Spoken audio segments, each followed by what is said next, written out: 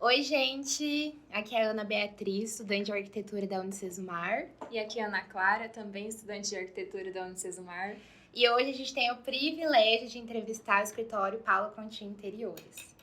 Com base em Maringá, os profissionais têm um trabalho invejável e diversificado, desde projetos arquitetônicos, de interiores e de execução de obra. Com excelência, o escritório traz como os valores a singularidade de cada projeto, alinhado à estética, funcionalidade e necessidade do mesmo. Então, hoje a gente vai conversar a respeito de um tema muito importante e que deve sim ser discutido sempre, que é a estética versus a funcionalidade em um projeto. Hoje aqui então se encontra com a gente a Paula Conti. Paula, muito obrigada por estar aqui hoje. É um prazer imenso te receber para poder conversar sobre esse tema que deve sim ser discutido, né, conforme a gente comentou. Eu que agradeço você, Ana Beatriz e Ana Clara, pela oportunidade da gente compartilhar um pouquinho de conhecimento e trocar ideia desse assunto que a gente gosta tanto. Temos aqui a Gabriela Rocha, que é arquiteta do escritório. Gabi, muito obrigada por estar aqui hoje. Também é um prazer ter você. E tenho certeza que você tem muito a atribuir neste bate-papo também. Oi, meninas! É um prazer também estar aqui conversando com vocês sobre esse assunto, que é muito importante, né? Acho que vai ser bem legal. Temos aqui também a Isabela Continho, outra arquiteta do escritório. Isa, muito obrigada por estar aqui hoje. É um prazer ter você aqui conosco. Oi, Ana. Oi, Ana Beatriz e Ana Clara. Obrigada também pela oportunidade da gente falar um pouquinho com vocês sobre esse assunto que a gente preza tanto aqui dentro do escritório. Bom, tem uma frase da Lina Bobardi que eu gosto muito, que fala assim: a funcionalidade da casa é proporcionar uma vida conveniente e confortável, e seria um erro valorizar demais um resultado exclusivamente decorativo.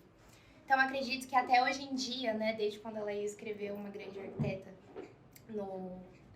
na arquitetura brasileira, é um tema que se encaixa com certeza nos dias atuais. E eu acho que deve, né, ser frisado não só por nós profissionais da área, mas também pelos usuários, que a gente consiga levar isso aí para todos.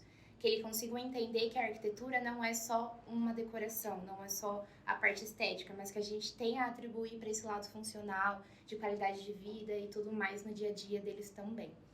Então, eu gostaria de saber de vocês se existe, assim, um projeto ideal, que a gente, entre aspas, pode considerar perfeito, sem a preocupação com a funcionalidade do mesmo.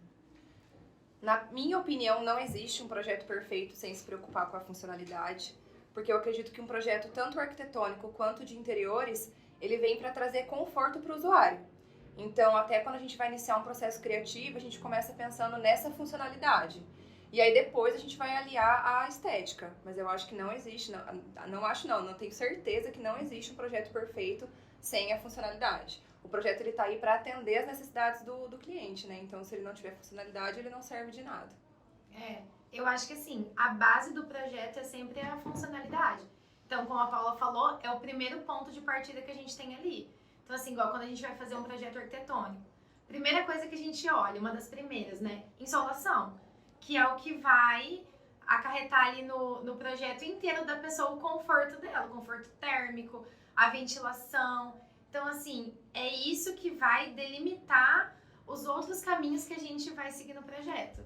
Mas, assim, também sempre pensar na estética também, aliado à funcionalidade. E no briefing a gente sempre tenta, né, tirar ao máximo o dia a dia do cliente pra gente alinhar todas as necessidades dele com o conforto e também atribuir a estética, porque o cliente chega também no escritório procurando muita a estética, mas a gente sempre tem que se preocupar nessa parte da funcionalidade, porque senão não adianta um projeto bonito se não for funcional para os clientes dentro do apartamento ou da casa deles. Eu aqui dentro do escritório vejo muito isso no Instagram, né? Porque aqui no escritório a gente preza muito pela questão da funcionalidade, além da estética.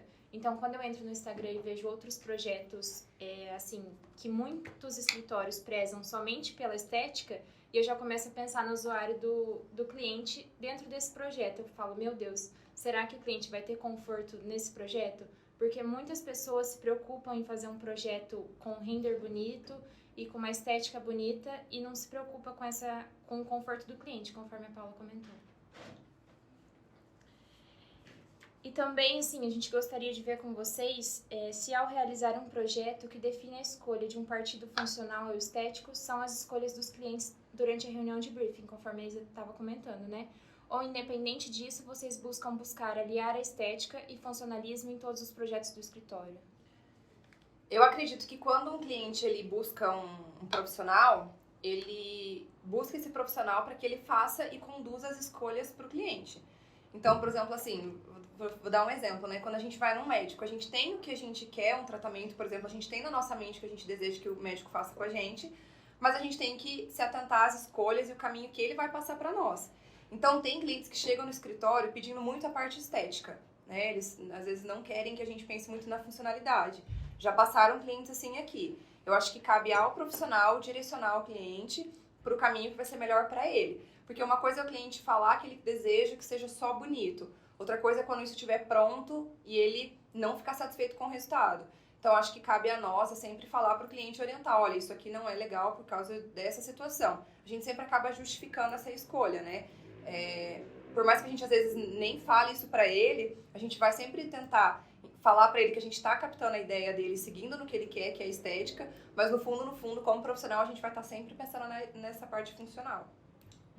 Muitas vezes eles nem sabem muito bem o que é a funcionalidade, né? Porque, assim, pra nós é sempre muito claro, porque a gente trabalha com isso todo dia, a gente vê isso o tempo todo.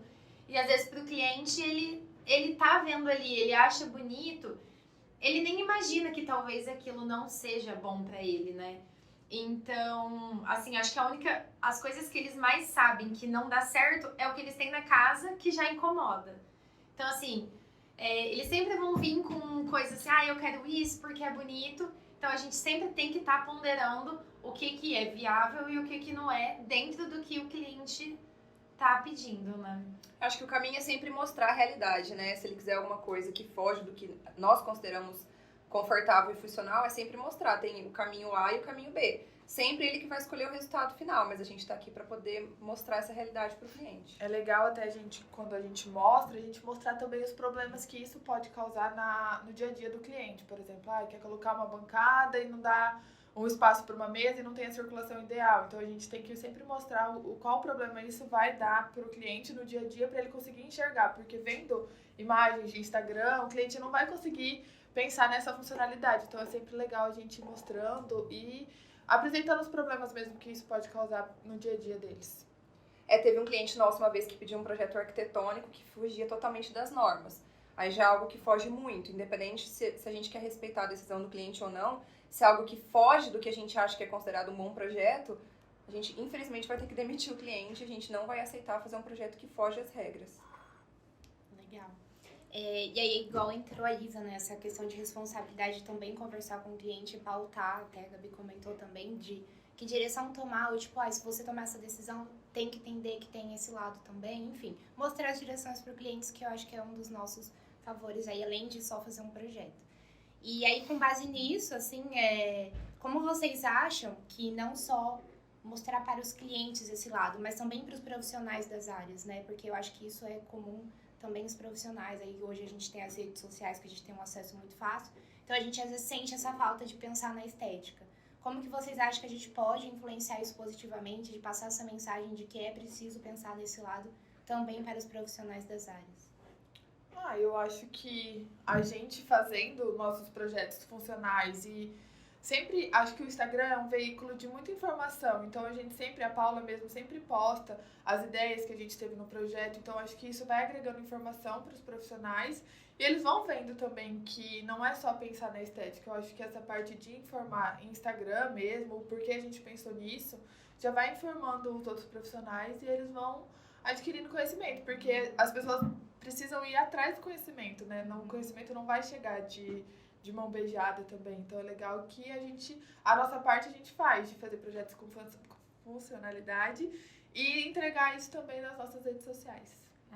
E eu acho que assim, hoje informação tem em todo lugar, né? No Instagram tem, mas se você colocar lá no Google, assim, altura ideal para bancada, você vai ter uma enxurrada ali de informações. Então, o que eu acho legal é sempre as pessoas tentarem ir atrás de informação. Então, assim, não só colocar uma coisa ali porque achou bonito. Então, assim, isso aqui ia dar certo? Tipo, é legal eu ter uma prateleira em cima de uma cadeira que a pessoa pode bater a cabeça? Para lá no Google, coloca assim, sei lá, pode prateleira em cima da cadeira? Você vai achar algum blog falando sobre alguma informação. Então, assim, informação tem de monte por aí. É só o pessoal ir atrás e buscar esse conhecimento. Eu acho que hoje só se faz um projeto ruim quem realmente quer fazer um projeto ruim, porque com tanto de informações que a gente tem hoje em dia, é impossível você fazer um projeto ruim. Você pode até fazer um projeto feio, mas ruim não. Porque hoje tem muita informação, medidas, se é coerente ou não. Eu acho que tem que atribuir também aí nessa galera nova que está começando a questão de ter sensibilidade, né? Uma coisa que a gente preza muito aqui dentro do escritório. Então, ter sensibilidade ao criar um projeto, eu gostaria de estar usando, isso aqui serviria para mim, isso aqui eu faria para minha família. Eu acho que começando desse princípio, assim, de serviria para mim, é como a gente pode ter um bom resultado de se vai servir para o próximo também. E também sempre quando você estiver fazendo projeto, é algo que a gente aprendeu isso na faculdade e a gente leva até hoje aqui dentro do escritório. A Paula, quando a gente era estagiária, ainda sempre prezou isso para nós também. Quando a gente está criando um projeto, sempre pensar em como executar isso. Por exemplo, vou criar uma bancada, isso é executável? Pesquisar sobre como que as pessoas vão fazer isso, vão executar. Então, acho que isso é um ponto bem importante também. Além da internet, como a Gabi estava comentando e você também, os fornecedores estão ao nosso lado, né? Então, sempre que a gente tem alguma dúvida que a internet não consegue nos responder na execução, assim, durante a realização do projeto, a gente já recorre aos fornecedores. Ela sempre falava aqui pra nós, era assim, conhecimento ninguém nunca vai tirar de você. Então, suga o máximo que você conseguir de conhecimento dos outros. Então, vai falar com o fornecedor. Sei lá, você viu no Instagram, assim, Marmoraria Maringá. Às vezes você nem conhece, mas vai lá, conversa. Oi, sou arquiteta, tô querendo fazer um projeto. Você pode me ajudar, me tira algumas dúvidas? Gente, sempre as pessoas vão querer ajudar. Se também não quiser ajudar, procura outra que alguém vai querer. Deixar o ego de lado e buscar conhecimento, né? Muito legal, gente. Eu acho que aí entra também uma coisa muito interessante das próprias universidades, né? Que no meu ponto de vista, de ter esse incentivo de passar para as pessoas essa sensibilidade, né? Conforme a Paula falou, de entender que um projeto vai muito além, né? Muito além do estético, muito além só do arquitetônico lá, da casa bonita, moderna, mas dessa funcionalidade. Então é muito legal, a gente tem um acesso muito bom, inclusive com grandes exemplos da arquitetura, que aí os grandes nomes, acredito que a maioria sempre prezou essa questão da funcionalidade, principalmente nas obras modernas. Vocês já passaram por algum desafio durante a concepção de um projeto no que se diz respeito a alinhar a funcionalidade e a estética do mesmo? Nossa, agora... Sempre tem. Sempre tem, mas lembrar agora, assim, de cabeça, eu não tô lembrando. Todo projeto tem um desafio, né? E geralmente envolve essa questão de funcionalidade e estética que o cliente já vem trazendo. Por exemplo, a gente fez um arquitetônico recentemente que o cliente, ele queria uma lavanderia que ficasse bem grande, só que o terreno dele é pequeno. Então, ele queria que a lavanderia ficasse em um espaço que é bem afastado de onde vai ficar a residência dele. Então, assim, no começo foi uma dificuldade, porque, assim, a lavanderia é onde você vai usar para limpar tudo da sua casa, né? Como que a gente vai colocar uma lavanderia super distante da residência se a gente sabe que para a pessoa que vai utilizar isso não vai ser prático, não vai ser viável? Então, assim, a gente ficou buscando várias formas para tentar adaptar isso que ele tá falando, o que ele queria, né? O que o terreno dele tava solicitando, assim, né? E mais de um jeito que ficasse prático para eles. Então a gente deixou essa lavanderia, que seria uma lavanderia principal, maior, com mais máquina de lavar, com mais tanque, que é para uma limpeza mais pesada. A gente deixou afastado da residência, mas a gente acrescentou uma mini lavanderia dentro da casa para atender a coisas mais, situações urgentes. Então, assim, a gente buscou alinhar de uma forma que a gente viu que ficaria um pouco mais prático para eles e que atendesse a essa necessidade que eles tinham. A gente sempre consegue converter esse tipo de situação com argumentos e conhecimento. Então, se é um cliente... É por isso que eu acho que a gente não tem tanto problema com isso, né? Se a gente tem argumentos e conhecimento para passar para o cliente, não, é muito raro ter algum cliente que fala assim, não, eu quero bater nessa tecla, eu realmente quero isso. Porque contra-argumentos não tem como ele falar, não, eu realmente quero isso que vai ser pior pra mim. Todo mundo quer o próprio bem dentro de um projeto, né? A gente sempre acaba acrescentando que um imóvel, um projeto arquitetônico ou de interior sempre vai ser para valorizar o imóvel. Então ninguém quer partir do princípio de um projeto que vai desvalorizar. Então, com argumentos e conhecimento, a gente sempre consegue convencer o nosso cliente do melhor para ele. A gente já viu, né, que a arquitetura funcional defende a adaptação de um edifício às funções a que ele se destina. Outro conceito arquitetônico que vem ganhando destaque com o passar dos anos é a arquitetura orgânica, que se preocupa no enquadramento de um edifício no seu meio natural. Vocês concordam que em um projeto, ambos esses conceitos da arquitetura moderna andam lado a lado? Tanto a parte do esteticismo e funcionalidade quanto a ergonomia? Com certeza. Eu acho que assim, se o edifício tá ali, ele tem que conversar com o entorno dele inteiro. Assim, por que muitos urbanistas, né, não gostam de condomínio horizontal?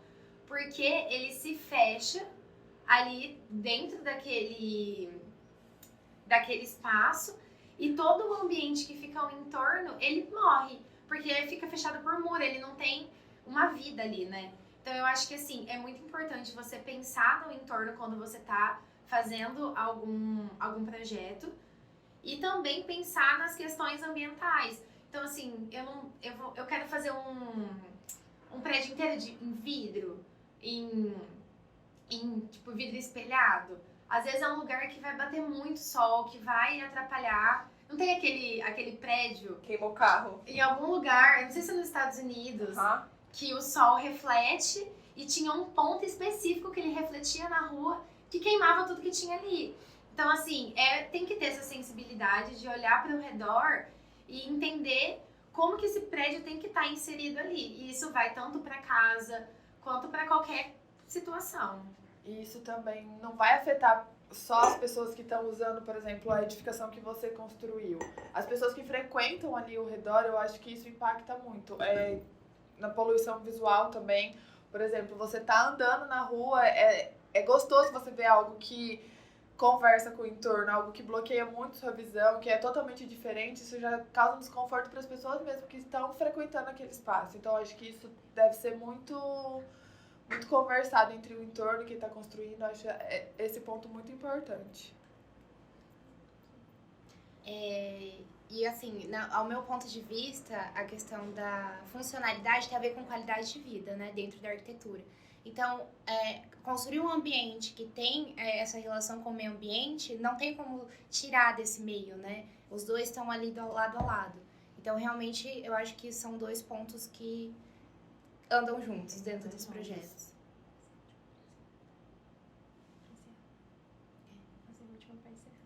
Tá, faz assim. Após a pandemia, a arquitetura passou a ganhar um novo olhar diante de muitas pessoas. Com relação à funcionalidade de um projeto, podemos afirmar que a pandemia nos beneficiou? Sim. É que eu acho que assim, as pessoas começaram a ficar muito dentro de casa e começaram a dar mais valor ao que tem ali dentro. Então, começaram a perceber o que tinha dentro de casa que não agradava ou que não era confortável. Começaram a ter essas sensações e buscaram melhorar esse espaço, porque agora todo mundo quer chegar em casa e descansar, quer ter um conforto ali. Então isso beneficiou a gente, porque eu acho que as pessoas deram mais valor ao arquiteto. Assim, pô, isso aqui tem que ser feito legal para eu conseguir aproveitar. Não é só colocar uma cama e um armário de qualquer jeito, sabe? Não é mais, arquiteto não é mais artigo de luxo, né? Necessidade. Eu achei muito legal toda a transformação que a gente foi percebendo que a pandemia proporcionou dentro da nossa área, né?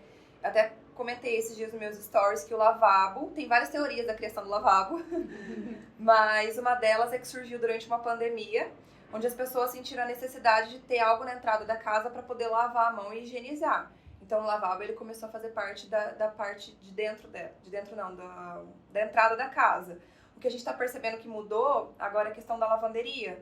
Então, antes os clientes eles acabavam falando assim, deixa a lavanderia lá pro fundo, não precisa de tanto espaço. Hoje já pedem um espaço para guardar calçado, para higienizar, para colocar compras.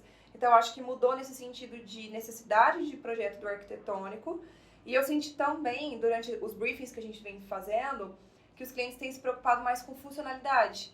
Então, por terem ficado mais tempo dentro de casa, eles começaram a valorizar mais, foi o que a Gabi falou, começaram a valorizar e entender assim, eu realmente preciso dessa sala, eu preciso desse hall de entrada.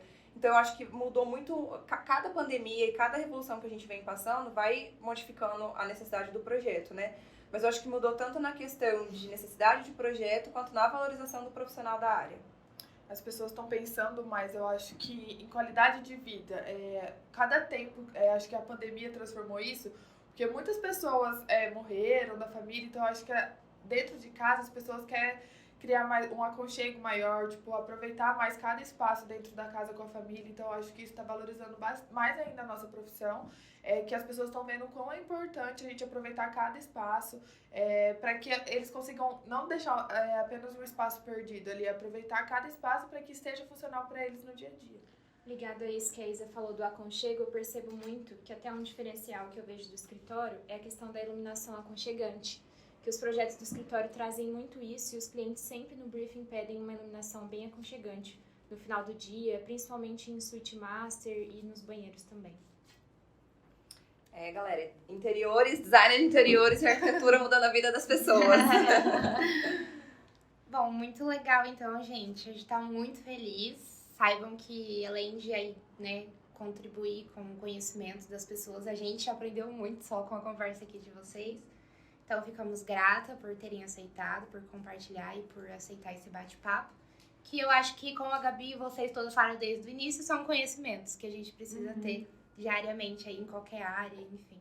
Então, A gente que meu agradece, foi uma Muito delícia obrigada falar a sobre vocês. isso. Muito legal. É bom que dá um start, assim, para as pessoas começarem a pesquisar mais sobre o assunto, pensar mais nisso, né? Porque é muito importante pensar no projeto ligando a Como um estética todo, com a né? funcionalidade. É muito importante. Já queremos o próximo. Fica então o convite a todos a criar mais conhecimento,